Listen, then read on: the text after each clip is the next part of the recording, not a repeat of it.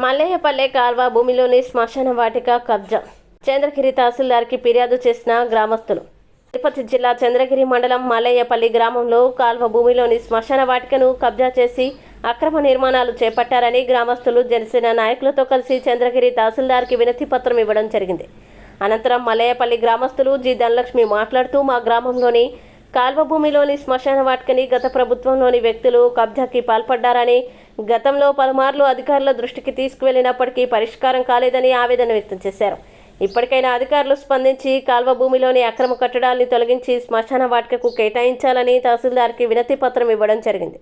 అనంతరం జనసేన నాయకులు తపసి మురళీరెడ్డి మాట్లాడుతూ గత ప్రభుత్వంలో శ్మశాన వాటికల్ని సైతం ఆక్రమించారని, ప్రస్తుత అధికారులు సమగ్ర విచారణ చేపట్టి గ్రామస్తులకి న్యాయం చేయాలని చంద్రగిరి తహసీల్దార్ని కోరడం జరిగింది. గానగమ్మాల పంచాయతీ మల్లాయపల్లి గ్రామము. నా పేరు జి ధనలక్ష్మి. నేను నా అనుభవంలో ఉండేది ఏదైతే మా అనుభవంలో ఉండేది అన్నీ మేము శ్మశాన వాటికి నేను ఇవ్వాలనుకుంటున్నాను. నా పక్కదారుడు జి ప్రతాప్ రెడ్డి అని ఉన్నాడు. అతను ఇల్లు కట్టుకొని అదంతా ఆక్రమించుకున్నాడు గత వైసీపీ ప్రభుత్వంలో. మేము ఏదైనా మాట్లాడితే మొత్తం ఫెన్సింగ్ వేసి మమ్మల్ని కొట్టేదానికి వస్తున్నాడు. మేము ఇప్పుడు ఈరోజు సోమవారం ఎంఆర్ఓకి వచ్చి గ్రామస్తులంతా సంతకాలు పెట్టి మేము అర్జీ ఇవ్వడం జరిగింది.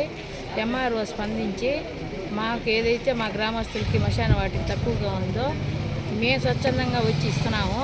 కాబట్టి వాళ్ళు చర్య తీసుకొని గ్రామానికి హ్యాండ్ ఓవర్ చేసేట్టుగా కోరుకుంటున్నాం.